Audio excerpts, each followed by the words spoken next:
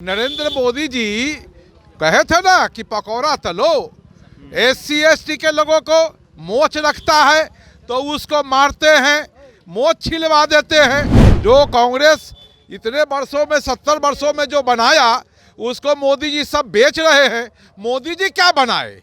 तो बनाए नहीं। और ये तो जबरदस्ती है। आपका सत्ता है, आपका शासन है, तो आप अपना फोटो लगवा लीजिए, किसी का फोटो लगवा दीजिए।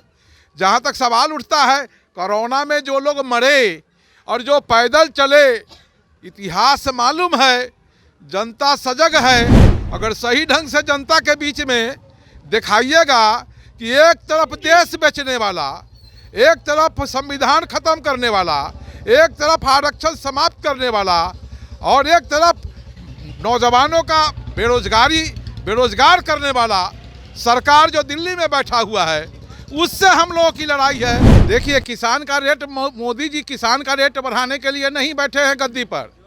वो उद्योगपतियों का धन कैसे बढ़ेगा, माने 1 रुपया का 10 रुपया कैसे होगा, मोदी जी उस पर काम कर रहे हैं। ये लड़ाई, अभी जो लड़ाई चल रही है, 2024 का भविष्य कुल्हनी से तय होगा। पूरे देश का नजर है। एक तरफ देश बेचने वाला है, चाय बेचते बेचते देश बेचने लगा। तरक्की हो रहा है देश का महाराज। यही बात तो मैं कह रहा हूं ना कि एक तरफ चाय बेचते बेचते नरेंद्र मोदी जी देश बेचने लगे, आरक्षण को समाप्त कर रहे हैं। और जो भी लोग यहाँ बेरोजगार लोग हैं उसको कहते हैं कि पकौड़ा तलो। तो कितने लोग पकौड़ा तलेंगे? नरेंद्र मोदी जी कहे थे ना कि पकौड़ा तलो, SC ST के लोगों को मोच रखता है तो उसको मारते हैं, मोच छिलवा देते हैं। और अगर बकिए लोग हैं, घोड़ी पर जाता है शादी करने तो उसको मार करके घोड़ी पर से उतार देते हैं। ये बीजेपी का शासन सत्ता है। आरक्षण खत्म हो रहा है। देश का जो संसाधन है, जो कांग्रेस इतने वर्षों में 70 वर्षों में जो बनाया, उसको मोदी जी सब बेच रहे हैं। मोदी जी क्या बनाए? तो बनाए नहीं, सब बेचते जा रहे हैं। जनता देख रही है। मोदी जी राशन दिए, कोरोना का वैक्सीन दिए, मोदी जी का वैक्सीन दिया हुआ है। वो मोदी जी का वैक्सीन नहीं था, देश का वैक्सीन था, भारत का वैक्सीन था। वो मोदी जी वैक्सीन नहीं बनाते हैं। मोदी जी का फोटो लगा हुआ था। और ये तो जबरदस्ती है। आपका सत्ता है, आपका शासन है, तो आप अपना फोटो लगवा लीजिए, किसी का फोटो लगवा दीजिए। जहाँ तक सवाल उठता है, कोरोना में जो लोग मरे और जो पैदल चले, इतिहास मालूम है, जनता सजग है, नौजवान लोग सजग है। नौजवान लोग इस बार बदला लेगा और गद्दी से उतार करके एकदम हटा देगा। ये स्थिति अभी पूरे देश की है। कई राज्यों में चुनाव हो रहा है। क्या वहाँ की स्थिति है आप मीडिया के लोग सब जानते हैं। नहीं जानते हैं सो नहीं, सभी जगह से उनका सफाया होने जा रहा है। और बिहार में भी सफाया होने जा रहा है, समझे ना। और आप मीडिया के लोग सब जानते हैं। अगर सही ढंग से जनता के बीच में दिखाइएगा कि एक तरफ देश बेचने वाला, एक तरफ संविधान खत्म करने वाला, एक तरफ आरक्षण समाप्त करने वाला और एक तरफ नौजवानों का बेरोजगार करने वाला सरकार जो दिल्ली में बैठा हुआ है, उससे हम लोगों की लड़ाई है। जनता की लड़ाई है, पढ़े लिखे नौजवान लोगों की लड़ाई है। सर, कोई कहता है कि देश 2014 में आज़ाद हुआ था। क्या वो लोग इतिहास भूल गए? ये इतिहास जो है, जो कहते हैं वो बीजेपी के लोग कहते हैं कि 14 में देश आज़ाद हुआ।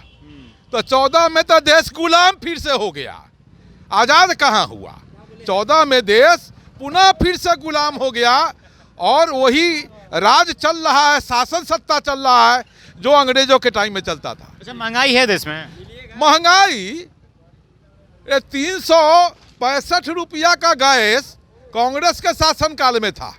आज 1200 रुपया में ब्लैक से लोग लेता है ना। 1200 अभी हम लोग ले रहे हैं, 1200 में हाँ चलिए 1280 ही सही। जो पेट्रोल 65 रुपये लीटर था, 110 रुपये लीटर ले रहे हैं। जो खाद का दाम जो 500 रुपये बैग था, 200-250 रुपये पर बैग था, वो आज 1500, 1600, 1800 रुपये बैग मिल रहा है। यही तो है ना मोदी जी का क्या कहते हैं कि प्रसाद लोगों को मिल रहा है। सभी गरीब अमीर जितने भी लोग हैं, मजदूर किसान, सबके जेबी से ज़बरदस्ती टैक्स के नाम पर, जीएसटी के नाम पर सब रुपया खींच करके उद्योगपति का घर भर रहे हैं। और नोटबंदी भी हुआ था तो उद्योगपतियों के लिए हुआ था, ताकि वो लोग अपना जो काला धन है उसको व्हाइट कर ले। अच्छा, महंगाई तो बढ़ रहा है, लेकिन महंगाई सिर्फ जो बढ़ी है उससे पूंजीपतियों की फ़ायदा है, गरीब की खून चूसी जा रही है। हाँ? आज भी गांव में जो लोग हैं, जो दूध का बिजनेस करते हैं, सब्जी की बिजनेस करते हैं, फसल की बिजनेस करते हैं, अनाज की बिजनेस करते हैं, उनकी फसलों की दाम आज भी 12 रुपये 13 रुपये धान बेचने के लिए लोग मजबूर होते हैं। आज भी गांव में 25 रुपये 30 रुपये 35 रुपये लीटर दूध लोग बेचने के लिए मजबूर होते हैं। सब्जी 10 रुपये 12 रुपये, वही सब्जी जब मार्केट में चली जाती है, किसी कंपनी का उस पर टैग लग जाता है, उसी दूध पे किसी कंपनी का टैग लग जाएगा तो 60 रुपया 70 रुपया, दही का रेट 120 रुपये 130 रुपये केजी हो जाएगा। और लेकिन किसान का रेट नहीं बढ़ता है कभी। देखिए, किसान का रेट, मोदी जी किसान का रेट बढ़ाने के लिए नहीं बैठे हैं गद्दी पर। वो उद्योगपतियों का धन कैसे बढ़ेगा, माने 1 रुपया का 10 रुपया कैसे होगा, मोदी जी उस पर काम कर रहे हैं। मोदी जी उस पर काम कर रहे हैं।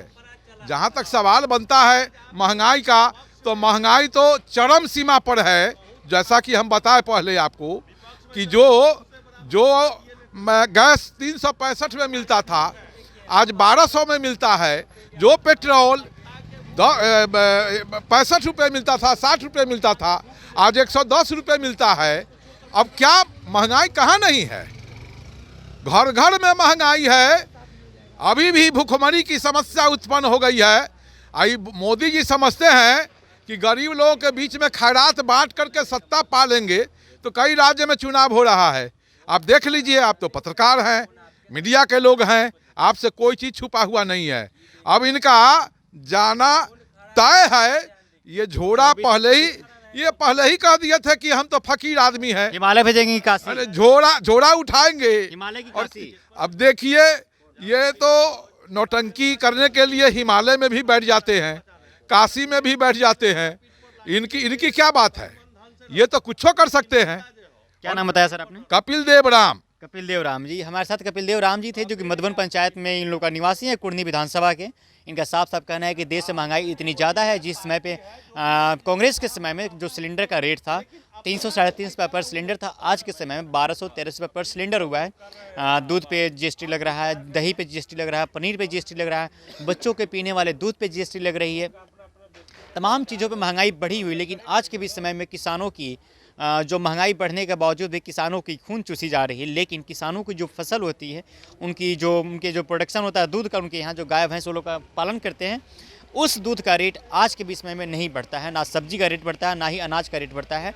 किसान मंडी में या लोकल लोगों आदमियों से अनाज फसल बेचने के लिए सस्ते दामों पे मजबूर है, और वही किसान आगे चलकर आत्महत्या करने पर भी मजबूर हो जाते हैं। क्योंकि जितनी पैसा वो लोग फसल में लगाते हैं, उतनी पैसा की उनकी वापसी नहीं हो पाती है। तो आखिरकार जब किसान को लोन लेकर या कर्जा लेकर या किसी गांव से किसी अमीर आदमी से ब्याज पे लेकर नहीं चुका पाता है, तो आदमी विवश होकर अंतिम समय में मात्र सिर्फ और सिर्फ अपनाता है तो आत्महत्या का रास्ता। उसके अलावा उसको कुछ और दिखाई देता नहीं है। तो चलिए, कुर्नी विधानसभा का जो जनता है साफ साफ मूड बना चुकी है कि यहाँ से महागठबंधन सरकार से जदयू के टिकट से मनोज कुशवाहा को जिताकर विधानसभा में भेजना है और यहाँ पे विकास की लहर दौड़ाना है।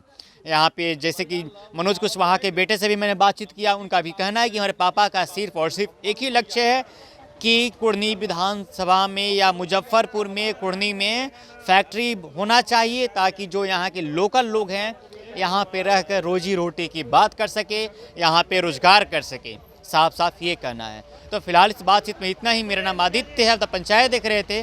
बहुत बहुत शुक्रिया।